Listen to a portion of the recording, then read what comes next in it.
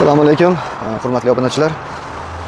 Bu so'rimizda bir og'aynimiz o'zini storiyasiga qo'ygan edi Instagramga.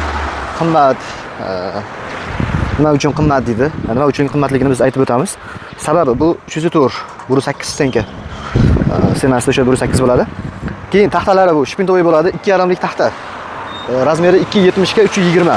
Katta so'ri. Hammasi qalin bo'lgan, shuni hisobiga qimmatroq chiqqan. Bu so'rimizning narxini bo'ladigan 12,5 million qilib beryapmiz. Taylarning ham qalinligini ko'rsanglar bo'ladi. Hammasi qalin materialdan bo'lgan. Taylar naqasiga tortilgani 3 qatori 6 ga 4 profildan bo'lgan, 1.2 lik.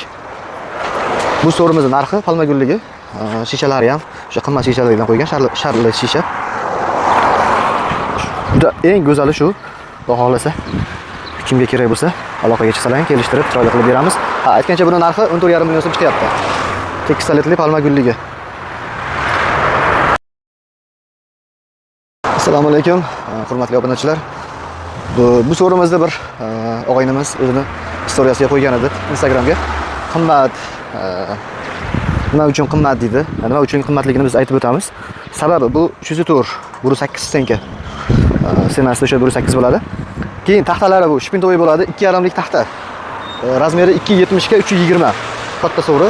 Hammasi qalin bo'lgan, shuni hisobiga qimmatroq chiqqan. Bu so'rimizning narxini bo'ladigan 12,5 million qilib beryapmiz.